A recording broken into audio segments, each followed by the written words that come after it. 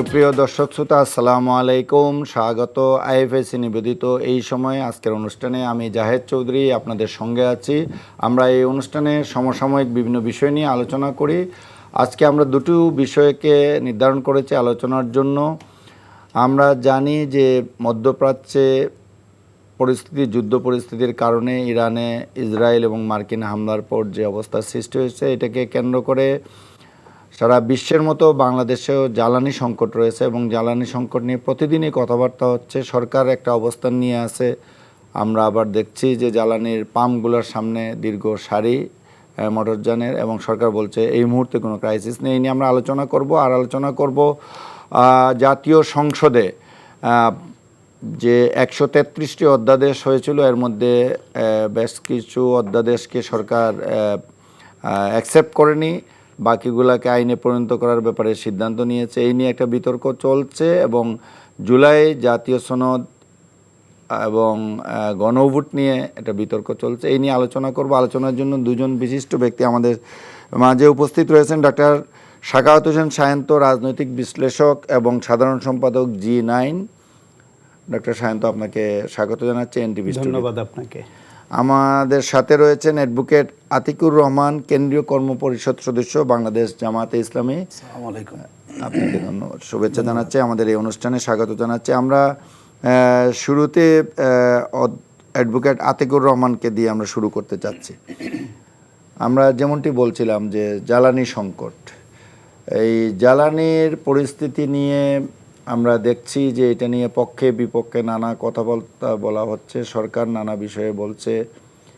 এনে আপনি কি মনে করেন যে আসলে বাংলাদেশে এই মুহূর্তে কি জ্বালানির সংকট আছে না নেই? সরকারের বক্তব্য, জনগণের বক্তব্য, কিংবা রাস্তার পাশে পেট্রোল পাম্পের সারি, কোনটাকে আমরা বিশ্বাস করব, কিংবা জনগণ কি কতটুকু আশ্বস্ত হবে? জি, ধন্যবাদ আপনাকে, ধন্যবাদ আমার সহ আলোচক সায়ন্ত ভাই এবং যারা শুনছেন, আমরা সবাইকে শুভেচ্ছা এবং সালাম জানাচ্ছি। দেখুন, প্রথমত সরকারের ভাষ্য অনুযায়ী কোনো সংকট নেই। আবার যখন আমরা বাস্তবে দেখি তখন আসলে সংকট যে কত গভীরে পৌঁছেছে এটা আসলে বোঝা যাচ্ছে। দেখুন, এটি খুবই বাস্তবতা। একটা যখন যুদ্ধ লাগে, যেহেতু বাংলাদেশটা অধিকাংশ তেল আমাদেরকে আমদানি করতে হয়, এটা একটা ক্রাইসিস হওয়াটাই স্বাভাবিক। আমরা শুরু থেকে দেখলাম সরকার এটাকে লুকোচুরি খেলছেন, কিংবা তারা বলছেন না, সংকট তারা স্বীকার করতে চাচ্ছেন না, এবং যার কারণেই পেট্রোল পাম্পগুলোতে মানুষ যাচ্ছেন, মাইলের পর মাইল সেখানে মানে সারি দেখা যাচ্ছে এবং রাস্তা যানজট তৈরি হচ্ছে। জি জি। এবং আমরা পুরো সারা দেশে একটা অস্থিরতা কাজ করছে। একদিকে সরকার বলেন আমাদের কাছে সবই মজুদ আছে, আর একদিকে ওনারা মার্কেটগুলোকে বন্ধ করে দিচ্ছেন, সন্ধ্যার মার্কেট বন্ধ হয়ে যাবে। শিক্ষা প্রতিষ্ঠানগুলো অর্ধেক, মানে সপ্তাহের অর্ধেক, মানে 3 দিন কমপক্ষে অনলাইনে ক্লাস নেওয়ার ওনারা ইতিমধ্যে ঘোষণা দিয়েছেন। আবার হচ্ছে অফিস আওয়ারটা ওনারা কমিয়ে দিচ্ছেন। আমাদের বক্তব্য হলো, যেহেতু একটা ন্যাশনাল ক্রাইসিস, এখানে আমাদেরও দায়িত্ব আছে, এবং এই ধরনের সংকট মোকাবেলায় সরকারকে দলীয় দিকটা বিবেচনা যদি সবাইকে অ্যাকোমোডেট করে, যে আমরা এই সংকটকালীন মুহূর্ত, যদি সংকটটা তার দলীয়ভাবে আসে নাই, সংকটটা আসছে বিশ্বব্যাপী সংকট তৈরি হয়েছে, তো হয়তো এই সংকটটা আমরা আরও সহজে কাটিয়ে উঠতে পারতাম। কারণ বিরোধী দল তাদের কিছু পরামর্শ থাকতো, তাদেরও কিছু জায়গায় তার ভূমিকা রাখার সুযোগ পেতেন। আমরা দেখেছি বিশ্বের বহু দেশেই এই জাতীয় ইস্যুতে তারা দেশের সব ইস্যুগুলো নিয়ে বসেছেন, বিভিন্ন দলকে নিয়ে বসেছেন। এখন পর্যন্ত বাংলাদেশে বিরোধী দলের পক্ষ থেকে পার্লামেন্টও বলা হয়েছে, কিন্তু সরকারের জায়গা থেকে এটাকে একটা সংকট নির্ধারণ করে, যাতে করে মানুষের ভোগান্তি না হয়, যাতে মানুষের মধ্যে একটা বুঝ তৈরি হয় না আসলে আমরা একটা ক্রাইসিসে আমরা আছি, সেই জায়গা থেকে বিরোধী দলকে নিয়ে এই সংকট মোকাবেলা করার যে উদ্যোগটা। পার্লামেন্ট তো চালু রয়েছে, পার্লামেন্টে তো এটা নিয়ে আলোচনা হয়েছে, মন্ত্রী বিবৃতি দিয়েছেন, সরকারের কি পরিমাণ স্টক আছে এই বিস্তারিত জানিয়ে বিবৃতি দিয়েছেন 300 বিধিতে। আপনি নিশ্চয়ই এটা খেয়াল করেছেন। এবং যখন যে কোনো বিষয়ে, যে কোনো ইস্যুতে পার্লামেন্টে পয়েন্ট অফ অর্ডারে কিন্তু বিরোধী দলীয় সদস্যরা কথা বলার সুযোগ পাচ্ছেন, এটুকু কিন্তু আমরা দেখতে পাচ্ছি। দেখুন, সেখানে এক ধরনের কথা বলা যায়, আর যদি বিষয়টাকে আপনি একসাথে বসেন যে আসলে কী করে এটাকে আমরা সলভ করছেন, আর ধরনের বিষয়। হ্যাঁ, পার্লামেন্টে বিরোধী দলের পক্ষ থেকে কথা বলা, সরকার সেখানে বলেছেন, কিন্তু সরকারের মন্ত্রী যে বক্তব্য দিয়েছেন এটার দিকে আসলে বাস্তবতার কোনো মিল খুঁজে পাওয়া যায়? বাংলাদেশে বহু জায়গায় এখন অনেকে তেল মজুত করছেন আমরা দেখতে পাচ্ছি, এবং বহু জায়গায় দেখলাম নানাভাবেই এটিকে তারা হলো যাতে করে এটাকে তারা একটা কৃত্রিম সংকট অনেকে তৈরি করে ফেলছেন। সুবিধাবাদী বা মজুতদারি যারা আছে, মজুতদার এখানে যারা আছে, সরকারের যে সঠিক মনিটরিংটা সেটাও কিন্তু এখনো পর্যাপ্ত কিন্তু সেখানে হচ্ছে না। এবং এই যে জনগণের মধ্যে একটা অস্বস্তি, দেখুন আমরা যারা গাড়ি চালাই, যদি ঘন্টা পর ঘন্টা আপনাকে পেট্রোল পাম্পে থাকতে হয় তো আপনি আসলে কাজটা কখন করবেন সেখানে? এই যে একটা অনিয়ম চলছে, অব্যবস্থাপনা চলছে, একটা বিশৃঙ্খল পরিবেশ চলছে, যদি এটাকে সরকার বাস্তব অবস্থাটা জনগণকে বোঝাতো, দেখুন মানুষ কিন্তু সরকারকে সহযোগিতা করতে চায় এবং যে কোনো সরকারকেই জনগণকে আপন মনে করে রাষ্ট্র পরিচালনা করতে হয়, যে জনগণ আমাকে সহযোগিতা করবে, যে আমরা এই সংকটে আছি এই কারণে আমাদের তেল আসছে না, আমরা আপনাদের সবাই সহযোগিতা চাই।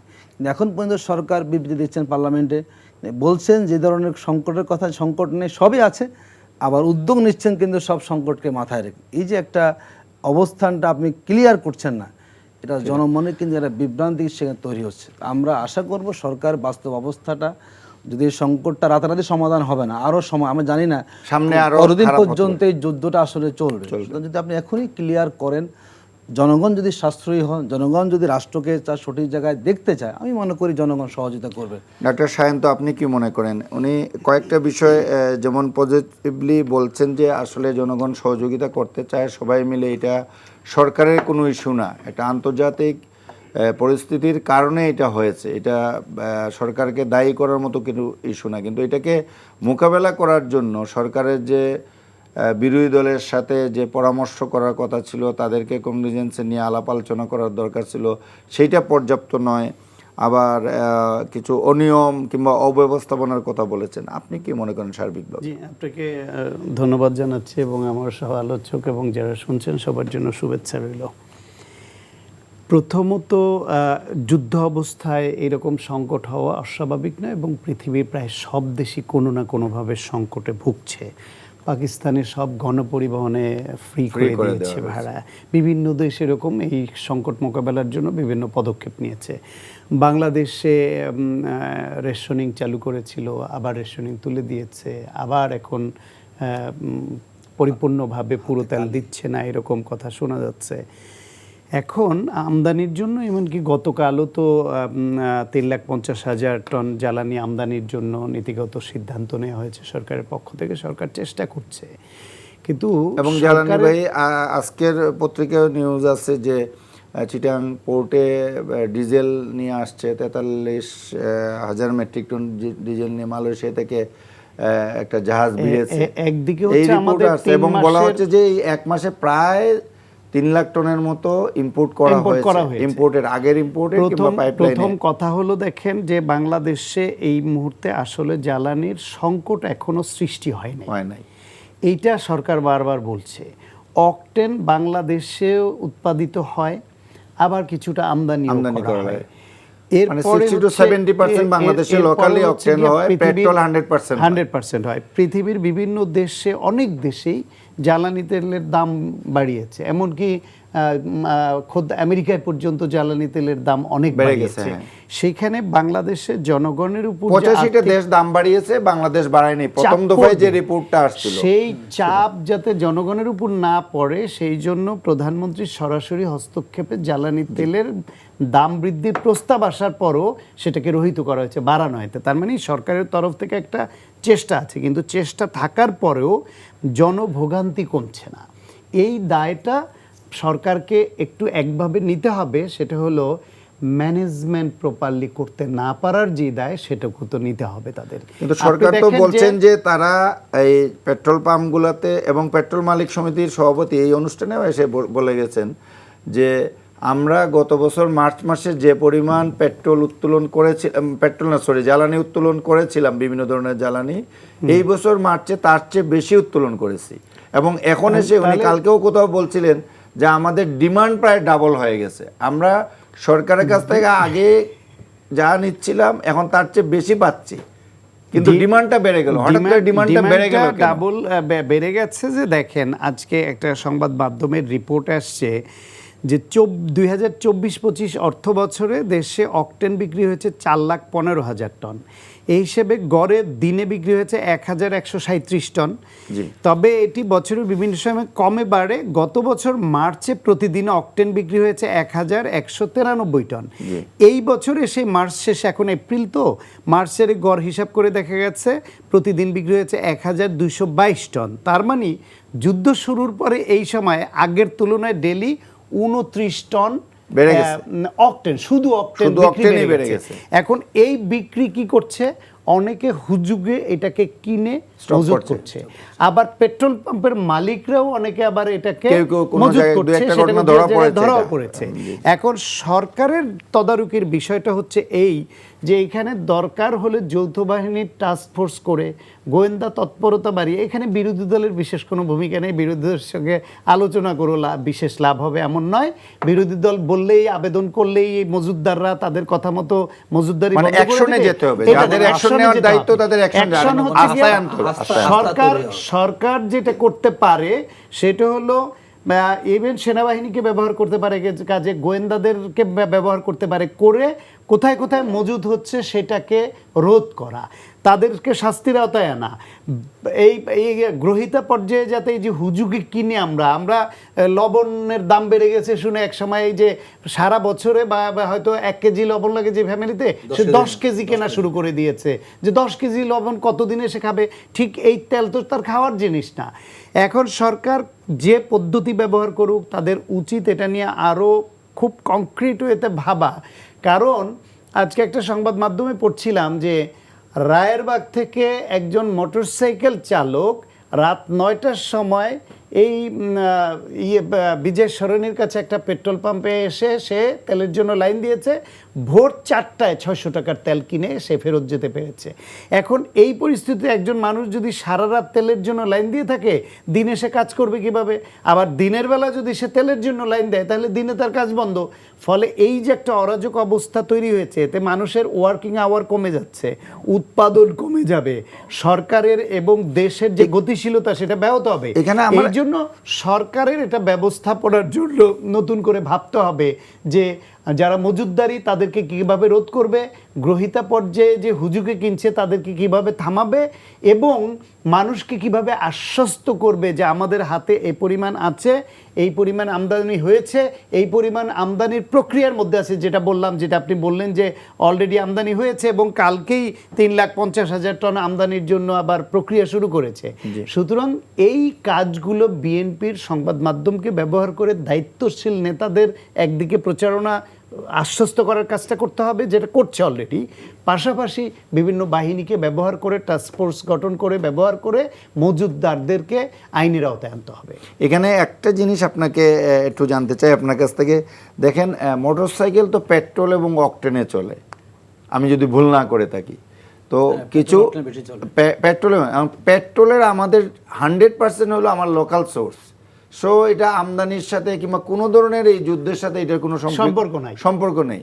তাইলে পেট্রোলের জন্য কেন লাইন হবে? আর মোটরসাইকেলের লাইনটাই সবচেয়ে বেশি দেখা যায়।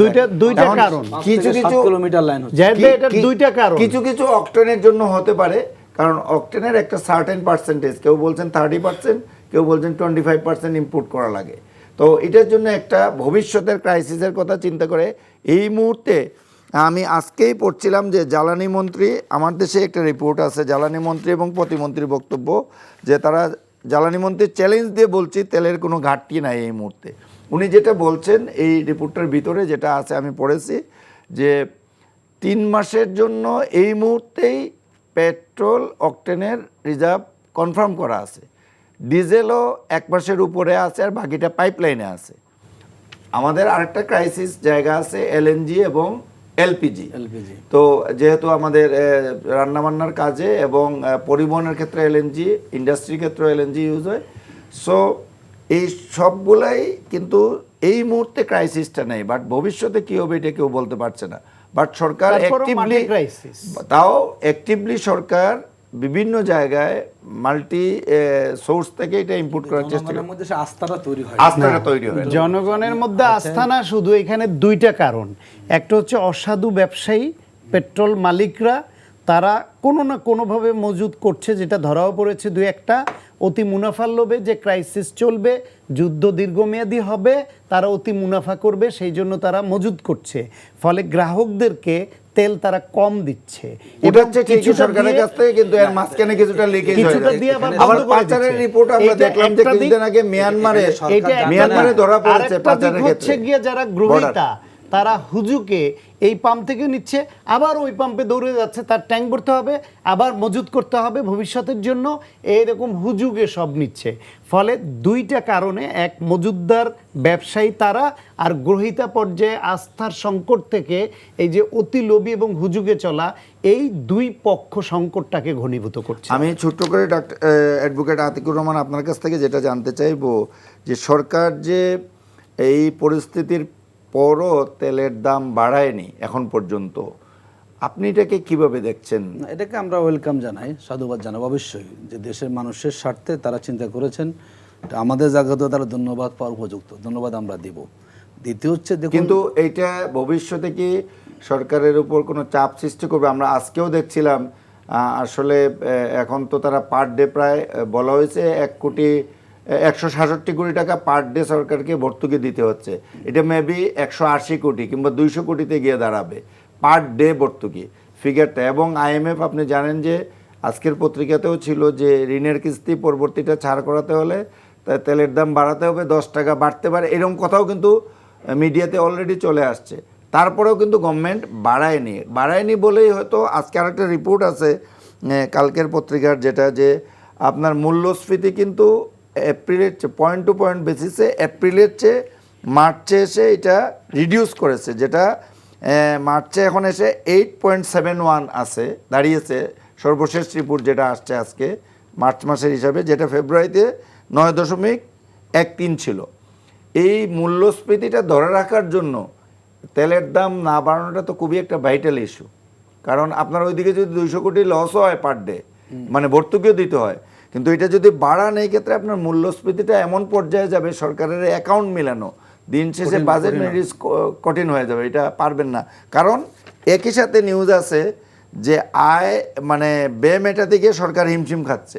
8 মাসে যেমন 71,000 কোটি টাকা রাজস্ব ঘাটতি সৃষ্টি হয়েছে, 8 মাসের একটা হিসাব।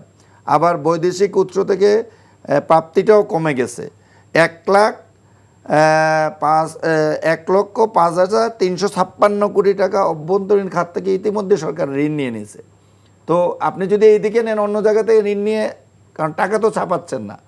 সো আমি যেটা বলতে চাচ্ছি, মানে আমার প্রশ্ন দুইজনের কাছে ছোট করে, যে এইটা সরকারের কি উচিত হবে এটা বাড়ানো, নাকি এইটাকে কন্ট্রোলে রেখে বাকি পুরো জিনিসটা নিয়ন্ত্রণে রাখা, এটাকে ভর্তুকি দিয়ে? শোনেন, সরকারের অর্থনীতির ব্যবস্থাপনা এটা দীর্ঘমেয়াদী একটা ব্যাপার বা একটা অর্থ বছরের ব্যাপার, কিন্তু এই মুহূর্তে জনগণকে রক্ষা করাটা হচ্ছে একটা অ্যাকিউট ইমার্জেন্সি ভোগান্তির হাত থেকে। ফলে যতদিন তাদের পক্ষে সম্ভব জনগণকে স্বস্তিতে রাখার জন্য দাম কমিয়ে রাখাটা হবে সঙ্গত।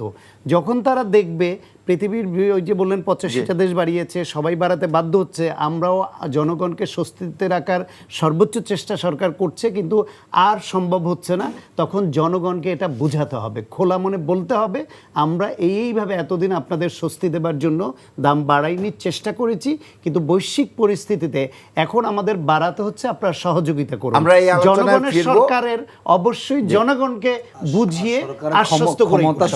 অ্যাডভোকেট আতিকুর রহমান, আমরা ভিন্ন একটা প্রসঙ্গে যেতে চাই। যেমনটি আমি শুরুতে বলছিলাম, অনুষ্ঠানের শুরুতে, সংস্কার আমরা জানি দীর্ঘদিন ধরে বহুল আলোচিত এবং এখনও এই আলোচনা থেমে নেই। সংস্কার হবে কি হবে না এই দুলাচালে আমরা দীর্ঘদিন ছিলাম। রাজনৈতিক দলগুলো 8 মাস ধরে এই নিয়ে ব্যাপক আলোচনা করেছে।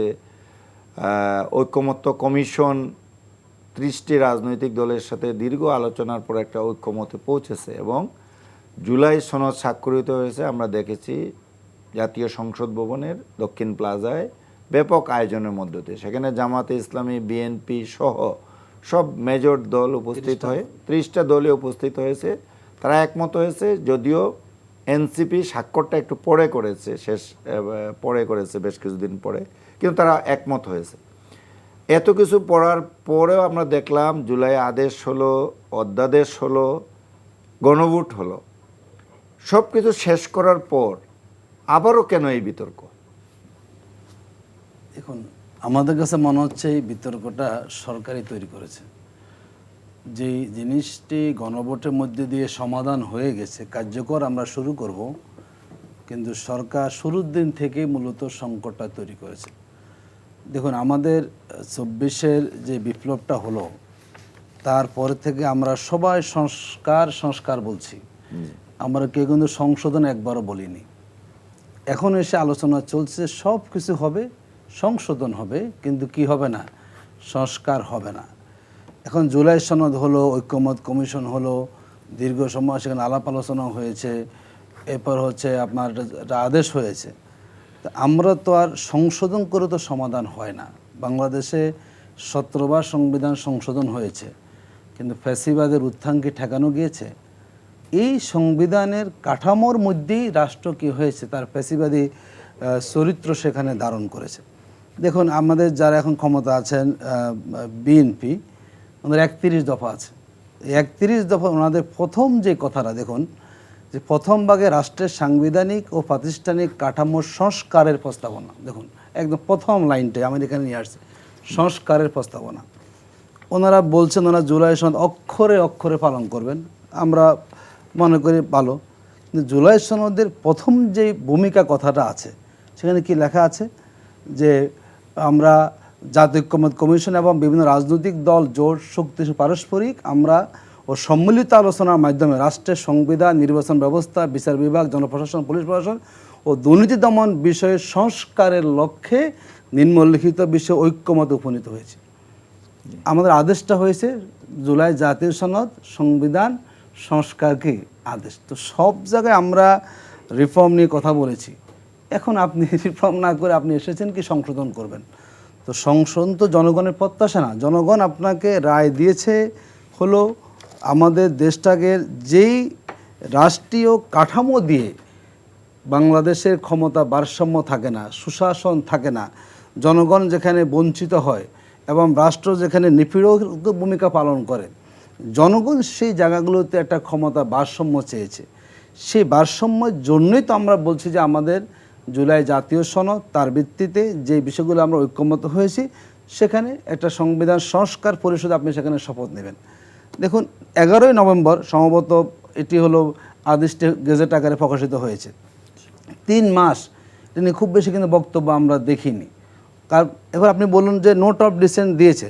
দেখুন, গণভোটটা কেন হয়েছে? যেহেতু কিছু বিষয়ে সকল দল ঐক্যমত হয় নাই এবং সেই বিষয়ে জনগণ আসলে ভাবনাটা কী, তার জন্যই তো গণভোট। তো জনগণ যখন তার গণভোটের পক্ষে, আপনি তার কোশ্চেনগুলো নিয়ে প্রশ্ন তোলে না নাই তোলেন, জনগণ তো সেখানে তার রায়টা সেখানে দিয়েছে। জনগণ যখন ওর উপরে তার প্রায় 70% রায় দিয়ে দিয়েছে, তখন কি কোনো দল যে আমি এটা চাইনি, জনগণ কি সে আলোকে সেখানে রায় দিয়েছে? জনগণ কিন্তু তার যে একটা সংস্কারের একটা মানসিকতা, দেখুন আমরা মাত্র 1.5 বছর হয়েছে এই বাংলাদেশের রাজপথে 1,500-এর মতো ছাত্র যুবকের রক্ত ঝরেছে না? মাত্র 1.5 বছর হয়েছে। এই যে রক্তটা আমাদের জ্বললো, আমাদের ইলেকশন তো স্বাভাবিক প্রক্রিয়া, কোনো ইলেকশন নয়, এটা একটা বিপ্লব, অভ্যুত্থানের পরবর্তী একটা নির্বাচন হয়েছে। যদি সেখানে এসে আপনি রাষ্ট্রকে স্বাভাবিক পন্থা, দেখুন যে সংশোধন করার জন্য তো আমাদের ঐক্যমত কমিশন হওয়া দরকার ছিল না। স্বাভাবিক আপনি আসছেন, সংশোধন করতেই পারেন। তার জন্য কি এত আলোচনা করতে হয়? তার জন্য এত আমাদের জীবন দিতে হয়? তো এত জীবন দেওয়ার বিনিময়ে যে রাষ্ট্র কাঠামোকে আমরা সংস্কারের জন্য উদ্যোগ গ্রহণ করলাম, শুরুর দিন থেকে সরকারি দল ওনারা শপথ নেন নাই। যেখানে জুলাই সনদে একদম সব বলা আছে কে শপথ দিবেন, কারা শপথ দিবেন, একই ব্যক্তি তারা 2 জায়গায় শপথ নেবেন, শপথের কথাও কিন্তু সনদে বলে দেওয়া আছে।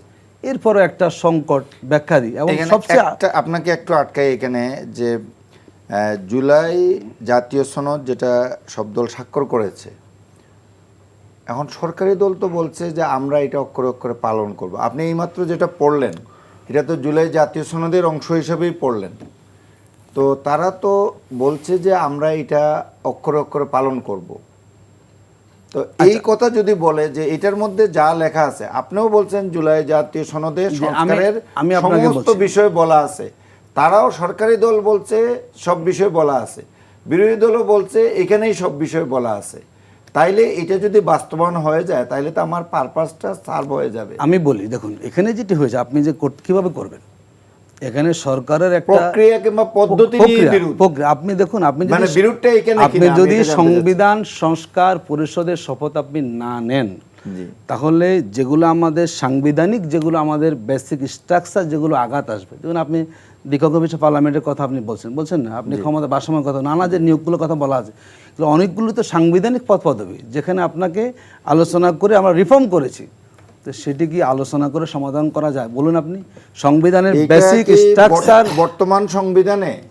বর্তমান সংবিধানে এই বেসিক স্ট্রাকচার পরিবর্তন করতে গেলে গণভোট করতে হবে, এই কথাও লেখা নাই। গণভোটের কথাও কিন্তু লেখা নাই। আমি আসছি এখন ইনক্লুড হচ্ছে, মানে এই কথাগুলো বলা হচ্ছে। আমি বলি গণভোট কোথাও লেখা থাকে না। প্রথম যখন করলেন সৈয়দ জিয়াউর রহমান সাহেব, তখনও গণভোট কিন্তু সংবিধানে ছিল না। উনি করেছেন যে আমার সব নীতি আপনারা মানেন কিনা, এক কথায় তিনি কি করেছেন, গণভোট নিয়েছেন।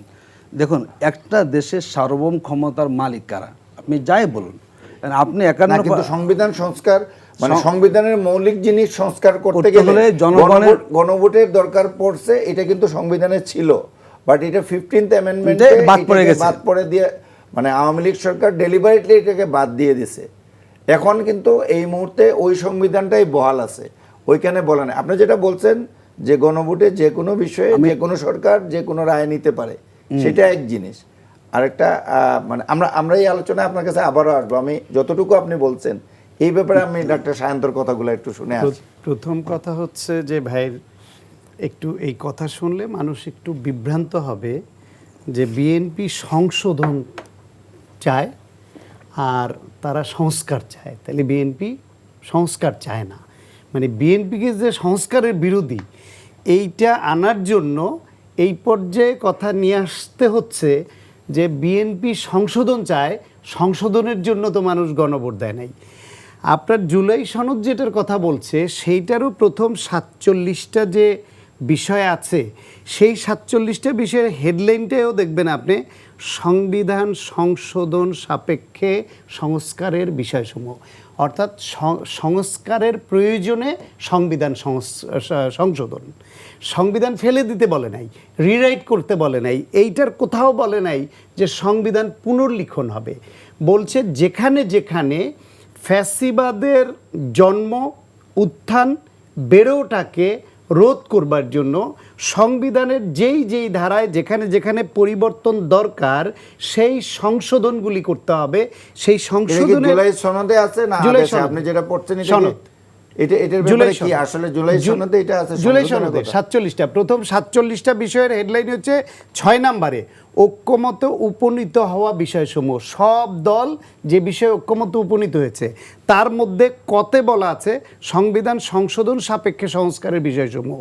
এর মধ্যে 1 নাম্বার 2 নাম্বার করে করে এরকম প্রথম 47টা হচ্ছে সংবিধান সংশোধন সংক্রান্ত, অর্থাৎ এই সংস্কারগুলি করতে হলে সংবিধান সংশোধন করতে হবে। এখন সংবিধান সংশোধনের সুপ্রিম সংশোধনের মাধ্যমে সংস্কার এবং জুলাই সনদেই তো বলছে। জুলাই সনদ পড়েন, এইখানেই আছে। এই যে এটা উনি যে বইটা আছেন,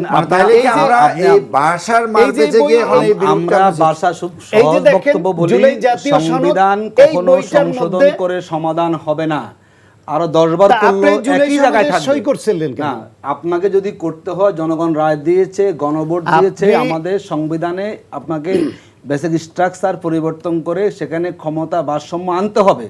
তার জন্য আপনার জনগণের রায় লাগবে। আপনি জনগণের রায় তাহলে আপনি কেন মানছেন না বলুন? আমি যদি কোশ্চেন করি এটা কি করা যাবে না? আমি বলছি যে জুলাই সনদ কখনো সংবিধান সংশোধন দিয়ে সম্ভব নয়। এটা তো অনেক বোকা বানানো হচ্ছে। জুলাই সনদে সই করছিলেন কেন? তাহলে তারা কিভাবে আমরা জুলাই সনদে সই করেছি, আমরা সংস্কার চাচ্ছি। সই করেছিল কেন? সংস্কারের জন্য এই সইয়ে তো বলছে সংশোধন 1 থেকে 47টা পর্যন্ত বলছে যে পরিশোধন সংশোধন। আচ্ছা, আমি আপনাকে বলি সমস্যাটা কোথায়। তখন ওনারা সই করেছেন, একমত হয়েছেন, কিন্তু ঘুরে ফিরে সেই অ্যালার্জি যে জাতীয় সংসদ আন্দালিব রহমান পার্থ বলেছে না, অ্যালার্জিটা ঘুরে ফিরে ওই জায়গায় এই যে বক্তব্য- 72 এই বক্তব্য আমরা দিয়েছি। 72 এই বক্তব্য আমরা দিয়েছি। শান্ত ভাই, রাখলে শান্ত ভাই, তাদের একটা ভিন্ন ইতিহাসের এই কথা মনে বক্তব্যকে আমরা পড়ে। দিয়েছি। কিন্তু এটা আপনারা সই এই করেছেন বক্তব্য তো? আমরা দিয়েছি। এখানে আপনারা বেগম সই করেছেন খালেদা তো? জিয়া বলেছেন এই তিনি না, সংবিধান ওইটা misquote না করছেন। মিসকোট বলবেন না, misquote করছেন। ব্যারিস্টার পার্থ বলেছেন, আপনি দেখুন না, অনলাইনে না, আছে, ব্যারিস্টার ব্যারিস্টার পার্থ পার্থ তার বলেছেন, বক্তব্যে জুনায়েদ বলেন সাকি যে, বলেছেন, আমরা বলে ওই যে সময়কার- ব্যারিস্টার পার্থ ভাই, বলেছেন ভাই, সংবিধান ছুড়ে ভাই দিবেন, বলি, তিনি কেন পার্লামেন্টে কথা বলেন? একটু দয়া তার করে মানে কষ্ট হচ্ছে- করে কারো মুখের কথা বা ইউটিউবের বক্তব্য এক জায়গায় দেওয়া এটা তো বক্তব্য document না এখানে দেখে, আছে, আমি দেখাচ্ছি আপনাকে এখানে, ম্যাডাম আমি অস্বীকার- খালেদা জিয়ার যে বক্তব্যটা আছে সেই বক্তব্যটা শোনেন। পরে ব্যাখ্যা ওই দিয়েছেন দিন- আপনারা, পরে ব্যাখ্যা ওই দিয়েছেন। দিন বিভিন্ন পত্রিকায় তাকে কোট করে যে সংবাদ প্রকাশিত হয়েছে সেগুলো একটু দয়া করে পড়েন, তাহলে দেখবেন বেগম খালেদা জিয়া বলেছে আওয়ামী লীগ তাদের স্বার্থে সংবিধানে যে পরিবর্তন এই বক্তব্য পুরোটা ওখানে আসে নাই। পরিবর্তন সেইগুলি ছুঁড়ে ফেলার কথা বক্তব্য পুরোটা বলেছেন। এখানে আসে নাই। গোটা সংবিধান ছুঁড়ে ফেলার কথা বিএনপি বা বেগম খালেদা জিয়া বলবেন না, কারণ এই বিএনপির প্রতিষ্ঠাতা শহীদ প্রেসিডেন্ট জিয়াউর রহমান স্বাধীনতার ঘোষণা দিয়ে এই দেশকে যুদ্ধ করে অর্জন করেছেন এবং যুদ্ধের মাধ্যমে অর্জিত একটা দেশের সংবিধান, সেখানে আওয়ামী লীগ যা অন্যায় জিনিস, ফ্যাসিবাদী জিনিস, নিপীড়নমূলক জিনিস ইনকর্পোরেট করেছে, we have to remove all this things, all this elements from the constitution. আমি আপনার কাছে একটা জিনিস জানতে চাই, তাইলে ফেলার কথা তাইলে বেগম খালেদা আচ্ছা, জিয়াও বলেন না, নাই, আমরা যদি অন্য কারো বক্তব্য থেকে আচ্ছা দিচ্ছেন। আমরা যদি এই এর মধ্যেই বক্তব্য থাকি, অনলাইনে ফুল ভাইরাল আছে, আমরা আপনারা যদি এগুলোকে সংস্কার পরে শুনেন। ম্যাডাম এই খালেদা বক্তব্য জিয়ার দেওয়ার বক্তব্যটা পরে আপনি শোনেন। পরে ওনারা ব্যাখ্যা দিয়েছেন, ব্যাখ্যা দিয়ে কথা বলেছেন। কেন ব্যাখ্যা? তার বক্তব্য বুঝেছেন? আছে না এখনো? আছে, যে আপনি আচ্ছা, বলেন আমরা- আপনার আমরা- এখানে- বক্তব্যটা শুনুন। আমি কেন এই সেটা করছেন জায়গাতে না? আবার একটু আসি ঘুরে যে আমরা তাইলে এই বক্তব্য বিএনপি লোকেরা আমরা কখনো দিই না না না না আমি না, ডক্টর না। সাহেন্দর কাছে একটু শুনে এরপর আপনার কাছে আবার আসছি যে তাইলে এই যে আপনারাও বলছেন যে সংস্কার আপনারা করতে চান, বিএনপি করতে চায়, সরকারি দল করতে চায়, বিরোধী দল থেকেও বলা হচ্ছে জামাতের পক্ষ থেকে এবং অন্যান্য বিরোধী দল তারাও সংস্কার করতে চায়, দুই দলই জুলাই সনদ মানেন। এখন সরকারি দল গণভোটটা বলছে যে এটা সঠিক প্রক্রিয়ায় হয়নি কিংবা আদেশটা সঠিক প্রক্রিয়ায় হয়নি, এখানে সরকারি দলের আপত্তি, কিন্তু সংস্কার করার পক্ষে আবার একমত, সনদ বাস্তবায়নের ব্যাপারে একমত।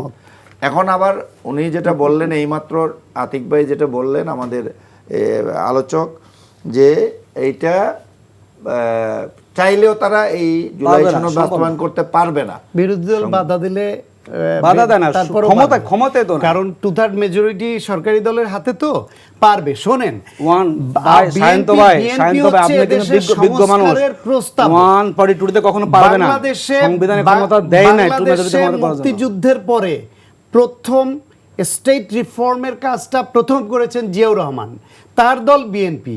এদেশে ভিশন 2030 2016 সালে দিয়েছেন লিখিত আকারে বেগম খালেদা জিয়া, অন্য কোনো দল দেয়নি। এদেশে 31 দফা যে রাষ্ট্র মেরামতের রূপরেখা, এই সংস্কার প্রস্তাব বিএনপি যখন দেয় অন্যান্য তার সমমনা দলদের সঙ্গে, তখন যারা আজকে সংস্কারের নাম নিয়ে এত খুব বেশি কথা বলে, মুখে ফেনা তোলে, সংস্কার একটু কঠিন বানান, তো আমার ধারণা তাদের অনেক নেতারাই সংস্কার বানান পারতো না বিএনপি যখন সংস্কারের রূপরেখা উপস্থাপন করে। সেখানে তো আছে, এই যে সুতরাং সেখানে আছে, আমি আপনাদের সেখানে আছে কি সংবিধান সংস্কার কমিশন গঠন, ওখানে কি সংশোধন লেখা আছে প্রধানমন্ত্রীর মেয়াদ সীমা 2 মেয়াদে বেশি হবে না, এই যে লেখা আছে নম্বর 5 এ, নম্বর 6 দ্বিকক্ষ বিশিষ্ট সংখ্যা। আপনি বলুন মানে 31 দফায় এই যে দেখেন, আমি দেখেন এই যে কোন ব্যক্তি, তাহলে এবার আমি আপনাকে কোশ্চেন করি, আমাদের বিজ্ঞ মানুষ, বলুন সংবিধানের বিদ্যমান জায়গাতে 2 বারের বেশি প্রধানমন্ত্রীর মেয়াদ না থাকে, এটা কি সংশোধন করে পাস করা যাবে? অবশ্যই সংশোধন। আমি তো আইন শিখতে হবে আপনাকে, এই যদি করেন আপনি, যদি আপনি স্ট্রাকচার আপনি হাত দেন, এটা অলরেডি কোর্টেড হয়ে যাবে, স্টে হয়ে যাবে। এটা অভিজ্ঞতা আমাদের আছে। আপনি কেন বলেন সংবিধান আপনি জনগণের রায় মেনে কাজটা করতে চান না, আপনি করবেন। সংবিধান সংশোধন করে এতগুলো এখন আমি পরিবর্তন হয় নাই। হয়ে কি হয়েছে? শেখ হাসিনা আসছে, ফ্যাসিবাদ হয়েছে, আয়নাঘর হয়েছে, গুমখুন হয়েছে, রিমান্ড হয়েছে, মামলা হয়েছে, খুন হয়েছে, হয়েছে তো, যখন সরকার আবার এই জায়গায় যাবে না। দাঁড়ান, জামাতের 2 জন মন্ত্রী সহ বিএনপি যখন সরকারে ছিল, তারা সংবিধান সংশোধন করে নাই, সব দেশ বিরোধী ছিল, সমাধান তো হয় না, সমাজ পরিবর্তন হয়েছে। আওয়ামী লীগ এসে ফ্যাসিবাদ কায়েম করেছে, নির্বাচন না দিয়ে জনগণ চাচ্ছে সংস্কার। জনগণের কাছ থেকে আমি একটা জিনিস একটু শুনে আপনার কাছে আসবো, যে আপনি একটা ভাইটাল কোয়েশ্চন করছেন, যেটা হলো যে বিএনপি তাইলে এইটা চেষ্টা করলেও, বিএনপি যে বলছে যে সংস্কার করবে সংবিধান সংশোধনের মাধ্যমে, এটা চেষ্টা করলেও তারা এটা পারবে না এবং কোর্টে সংবিধান গেলে এটা আটকে সংস্কার যাবে। পরিষদের শপথ নেওয়া ব্যতীত জি। গণভোটের ভিত্তিতে ওই কাজ শুরু করা ব্যতীত মুখে যাই বলুক এটা এক ধরনের প্রতারণার আশ্রয় নিচ্ছে এবং তারা মানে চাচ্ছে আলটিমেটলি তারা চাচ্ছে তারা এটা করবে না। আপনারা ওই যে সন্দেহ করছেন যে তারা করবে না, তাদের ultimately মতো মুখে করে যাই বলুক। তাদের মতো করে ক্ষমতা সব ঠিকঠাক রাখবে, যেখানে ক্ষমতা ভারসাম্য থাকবে না, জবাবদেহি থাকবে না, সুশাসন থাকবে না, আইনি শাসন থাকবে না, একটা করিডোরে জনগণকে বুঝাই দিয়ে আমরা করেছি। কিন্তু জনগণ যেটা চাচ্ছে, দেখুন আমি আপনাকে বলি জি। যে 98 অনুমোদন করছে না অধ্যাদেশ, এগুলো সরকারের ক্ষমতা বাড়ছে, কোনো আপত্তি করে নাই। আর যেই 16টাতে সরকারের ক্ষমতা কমেছে, ওই যে ক্ষমতা ভারসাম্য, যে জবাবদিহি দুদক কি করতেছে, মানবাধিকার কমিশন কি করছে, পুলিশ কি করছে, এগুলো আবার বলছে যে তারা আবার আনবে, কেন ঠিক করে করবেন আবার আপনি? আনবে, কেন সংশোধন করে করবেন? আনবে। কেন করবেন আপনি? আপনি গণরায় পেয়ে যাওয়ার পর আপনি কেন করবেন? আপনি 50% লোকের সমর্থন নিয়ে সব করবেন, তো একই লোক তো গণভোটে ভোট দিয়েছে না। বলুন আপনি, আমার কথা হলো, বলুন ক্ষতি কি বিএনপির?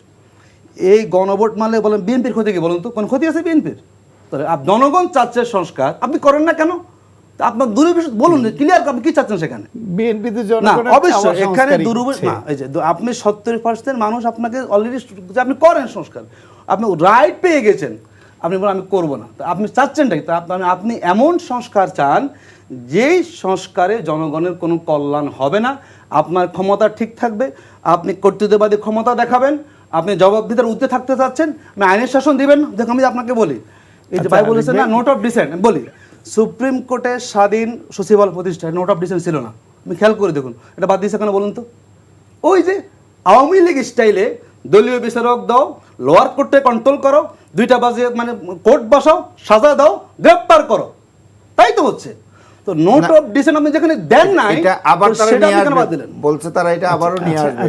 এটা সেটেল ইস্যু, আপনি এটাকে আনবেন না, আবার ঘুরাই আনবেন কেন ভাই? আপনি সোজা আঙ্গুলে খান, অসুবিধা কি? আল্লাহ হাত দিয়েছেন না 5 টাকা, আপনি পিছন দিয়ে কেন খেতে যাবেন?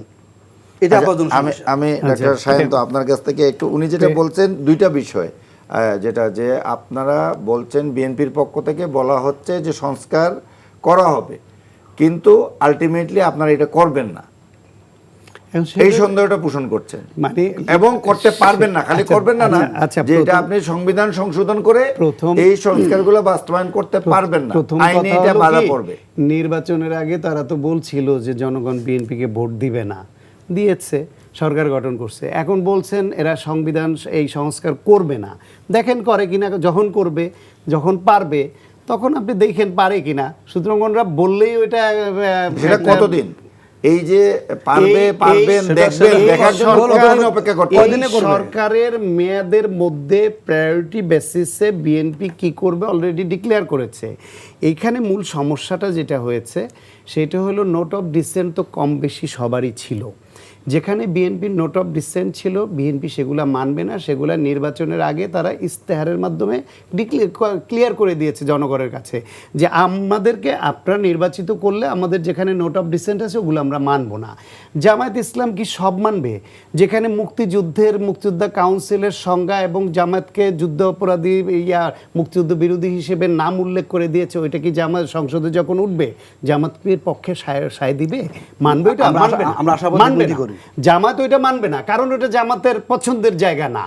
বিএনপি যেখানে যেখানে মনে করেছে তারা এই সংস্কারগুলো করবে, কিন্তু 111 এই ইয়ের ইন্টারিম গভর্নমেন্ট জামায়াতের নানান তাদের ইনফ্লুয়েন্সে হোক অথবা তাদের সঙ্গে একমত হওয়া লোক ওইখানে থাকার কারণে হোক, কিছু কিছু বিষয় এমন করেছে তারা স্পষ্ট বুঝতে পারছিল যে বাংলাদেশে বড় রাজনৈতিক দল বলতে ছিল 2টা, বিএনপি আর আওয়ামী লীগ।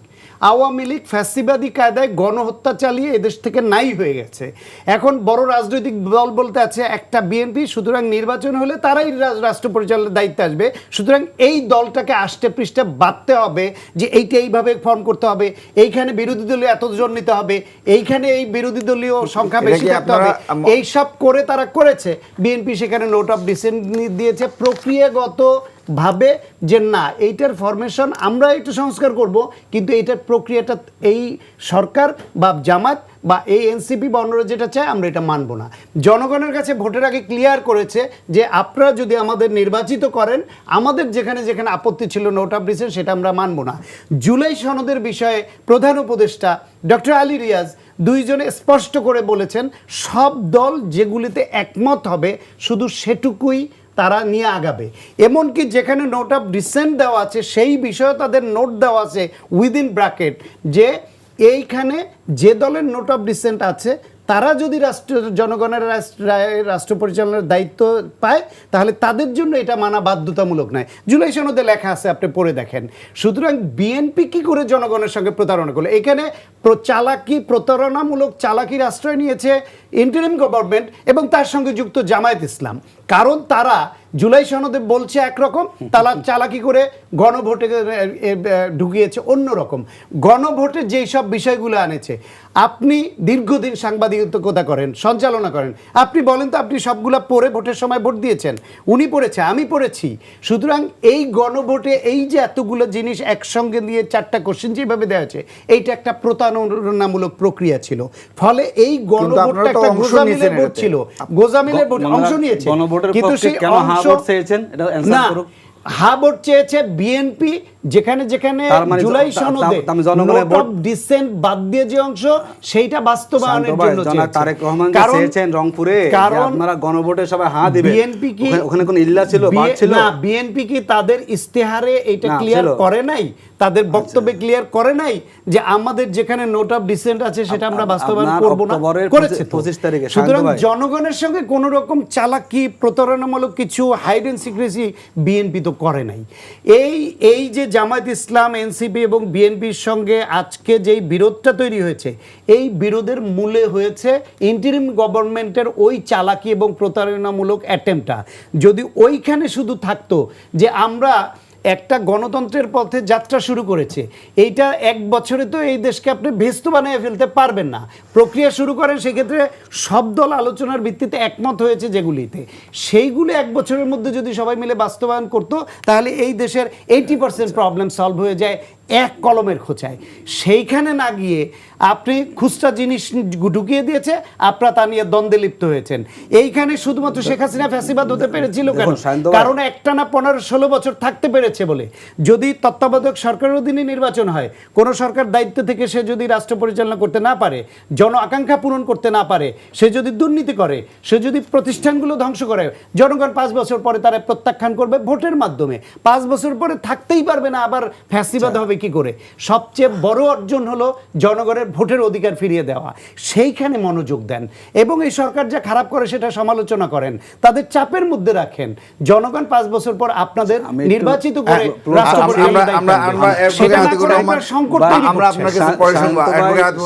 অনেক কথা বলছেন। দেখুন, আমাদের যিনি এখন মাননীয় স্বরাষ্ট্রমন্ত্রী, তার অনেক বক্তব্য অক্টোবরের 5 তারিখ 9 তারিখ যখন সবাই একমত হচ্ছিল না, তিনি বলছেন যে আমরা এখন গণভোটে যাই।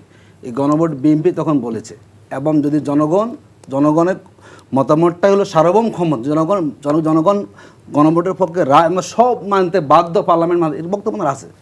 আমরা তো মনে করি ইন্টারিম গভর্নমেন্ট জনগণের অভিপ্রায় পরিপন্থী কাজ করেছে বিএনপির মতের ভিত্তিতে। আমরা তখন বলেছি যে লন্ডন বৈঠকে একটা এগ্রিমেন্ট হয়েছে, সেই এগ্রিমেন্টের কারণেই কিন্তু আমি শেষ করি, কারণেই কিন্তু সরকার গণভোটটাকে আলাদা করে নাই। আমরা তখন বলেছিলাম যে একই দিনে গণভোট হওয়া মানে হচ্ছে এই গণভোটটাকে অকার্যকর করে দেবে। স্পষ্ট বক্তব্য জামাতে নেতাদের আছে। দেখুন, এই বিএনপি বলেছেন একদিন গণভোট চেয়েছেন, এই যে একটা কূটকৌশল, মানে আপনি একই দিনে চেয়েছেন, একই দিনে গণভোট হলো, একই নির্বাচন কমিশন তফসিল ঘোষণা করলো। দেখুন আপনি কি মানে রোমান্টিক চিত্র, আপনি দেখুন, আপনি জনগণের 50% ভোটটাকে মেনেছেন, আপনি একই তফসিল, একই নির্বাচন কমিশন, কিন্তু আর আরেকটা আপনি মানেন না কেন? তার মানে আপনি গণভোট চেয়েছেন, ভোটটি তিনি এই জন্য আগে বলেছে কি ব্যাপক টাকা খরচ হবে, রাষ্ট্রের টাকা নেই। মূল ছিল দুরভিসহ, যদি ওনার 2/3 মেজরিটি পেয়ে যায় তাহলে গণভোট আর যাই হোক আমরা তা মানব না। আমি এই জন্য দায়ীকে বর্তমান আমাদের আইনমন্ত্রীকেও দায়ী করি, এই জন্য দায়ী করি, তিনি তখন ছিলেন অ্যাটর্নি জেনারেল। আপনি খেয়াল করুন, সরকার যখন কোনো আইন করে রাষ্ট্রের আইন কর্মকর্তা কিন্তু মতামত দিতে হয়। উনি এমন মতামত দিয়েছেন, আমার তো মনে হচ্ছে মাননীয় আইনমন্ত্রী তখন ছিলেন সরকারি মানে অ্যাটর্নি জেনারেল, তিনি বিএনপির মতামতকে অগ্রাধিকার দিয়ে, রাষ্ট্রের স্বার্থকে অগ্রাধিকার না দিয়ে আদেশ অধ্যাদেশ তিনি বিরোধ তৈরি করেছেন। ঠিক তিনি কী করে আগে তিনি অপরাধ করে ফেলেছেন। তার মানে কি, দেখুন কত সূক্ষ্ম বিষয়। আদেশ দিয়েছেন, ওনাকে এখন জবাব দিতে হবে আপনি কেন রাষ্ট্রের আইন কর্মকর্তা হয়ে আদেশ অধ্যাদেশ বিরোধ তৈরি এখন তৈরি করেছেন। উনি এখন আবার দাঁড়িয়ে বলছেন পার্লামেন্টের ভিতরে হেসে হেসে কথা বলছেন। ধিক্কার জানাই আমরা এই সমস্ত ব্যক্তিদেরকে যারা সরকারে থেকে সরকারকে উনি তো মিসলিড আজকের করে, অনুষ্ঠানে নেই, না না নাইলে উনি না এটাতে একটা জবাব দিতে পারতেন। মিসলিড করে আবার দলীয়ভাবে ইলেকশন করে আইনমন্ত্রী হওয়ার পরে উল্টো বক্তব্য দিচ্ছেন, এই জবাবদিহি কে নেবে বলুন তো? আমরা আর- শেষ 30 আর সেকেন্ড আর শান্ত ভাইয়ের গণভোট কাছ থেকে যখন শুনবো। হয়ে যায় তখন আর কোন দল ইন্ডিভিজুয়ালি কি বলল তার কোনো গুরুত্ব থাকে না। আমি শেষ করছি এই বলে, বিএনপি এখন বড় দল, আমরাও স্বীকার করি। যদি আপনি ক্ষমতা আসতে চাচ্ছেন তো অসুবিধাটা কোথায় আপনার? জনগণ রায়টা মানলে আপনি কি অসুবিধা বলুন? যদি কোনো অসুবিধা আপনার না থাকে তাহলে আপনি জনগণের রায়কে না মানে সেই দৃষ্টিভঙ্গি কেন খেয়াল খুশি মতো করে আপনার মতো করে আপনি সংশোধন করতে কেন চাচ্ছেন? যদি জনগণকে মেনে নেন, আমরা 30 আমরা সেকেন্ড আপনাকে শেষ, হেল্প করব, জনগণ আপনার অনুষ্ঠান সহযোগিতা একবারে করবে। শেষ পর্যায়ে আমরা 30 শোনেন। Second doctor Sayanta. যখন কোনো কারো কথার যুক্তিতর্কে আমরা না পারি তাকে একটা আক্রমণ করি অন্যায়ভাবে। সালাউদ্দিন আহমেদ সংবিধান আইন ভালো বোঝেন, তিনি অন্যরাও এটা বোঝে। নিয়ে কথা বললে অন্যরাও বোঝে। তখন বলবে উনি তো আইনমন্ত্রী না, উনি কেন বলবেন? কারণ ওনার কথার জবাব দিতে পারছে না, পাল্টা লজিক দিতে পারছে না, উনি কেন বলবেন? আর কেউ নাই তো এই জন্য উনি একাই আইনমন্ত্রী বলেন। রাষ্ট্রের যখন অ্যাটর্নি জেনারেল ছিলেন, প্রধানমন্ত্রী বলেন না, উনি একটা বলেন। রাষ্ট্রের অ্যাটর্নি জেনারেল কি অধ্যাদেশ আইন সে বিষয়ে সে মতামত দেয়, সেটা কি সে প্রণয়ন করে? এখন তিনি আইনমন্ত্রী হয়েছেন, তিনি এখন আইনের ভাষায় লজিক দিয়ে যখন এটা ডিফেন্ড করবেন, সংসদে তার সঙ্গে এটা করতে না পেরে, সমালোচনা করতে না পেরে তাকে একটা ধিক্কার জানিয়ে দিলাম। ধিক্কার জানানোর অধিকারও আছে, এটা গণতান্ত্রিক রাষ্ট্র, সেটা জানান। কিন্তু তিনি যখন অ্যাটর্নি জেনারেল ছিলেন, অ্যাটর্নি জেনারেল রাষ্ট্রের অ্যাটর্নি জেনারেলের দায়িত্ব পালন করেছেন। তিনি এখন একটা রাষ্ট্রের তাহলে এখন এই নিয়ে কথা আসে কেন? আইনমন্ত্রীর যে দায়িত্ব আদেশটা ঠিক না, পালন করবেন, অধ্যাদেশ ঠিক কেন পালন করবেন। কারণ হচ্ছে গিয়া ওই সময় ইন্টারিম গভর্নমেন্ট, শেষ করবো। আজকে জামায়াত এবং বিএনপির মধ্যে এই যে সংস্কার নিয়ে যে বিরোধ, এই বিরোধের বীজ বপন করেছে ওই জুলাই সনদে একমত হওয়া বিষয়ের ওইটা নিয়ে না গিয়ে তারা ওইখান থেকে ওইটাকে অমিট করে গণভোটে ওটা ভিন্ন করেছেন ধারা জনগণের অভিপ্রায়কে সংযোজন সামনে করে- করেছেন। জনগণ সংযোজন চেয়েছে। করে একটা চালাকির আশ্রয় জনগণ চেয়েছে ভাই। বিএনপিকে একরকম আপনি বাধ্য করে নিয়ে ওই নির্বাচনে অংশগ্রহণ করিয়েছেন, মানতে বাধ্য করেছেন। যদি না করে তাহলে বিএনপিকে তকমা লাগিয়ে দিচ্ছেন, যেই দল এদেশের সংস্কারের প্রবক্তা, Already- যেই দল already এদেশের তকমা হয়ে গেছে সংস্কার ভাই। শুরু থেকে দিয়েছে, তারা নাকি সংস্কার আমরা- চায়। আমরা শেষ আরে করতে হচ্ছে, সংস্কার এখন বানান এখন আবার পাল্টা ভোট নেন। repeat করি। এখন আবার ভোট সংস্কার নেন যে বানান কারা পাল্টানো সংস্কার বিরোধী, আমরা আপনি যখন দেখবেন। BNP ঠিক দল আছে? সংস্কার করে দেখিয়ে এখন আবার একটা দেখাবো। আমরা শেষ এখন করতে আবার একটা যাচ্ছি, ভোট এই নেন অনুষ্ঠানে যে অংশ কে নেওয়ার গণভোটের জন্য- পক্ষে বিপক্ষে, দেখবেন আপনারা 90% ভোট ফেল করে অ্যাডভোকেট যাবেন। আতিকুর রহমান এবং ডাক্তার সাখাওয়াত হোসেন সায়ন্ত, আপনাকে দুইজনকে অসংখ্য ধন্যবাদ আজকের আলোচনায় অংশ নেওয়ার জন্য। সুপ্রিয় দর্শক শ্রোতা, এতক্ষণ আপনারা অতিথিদের বক্তব্য শুনলেন। শুভরাত্রি, আল্লাহ হাফেজ।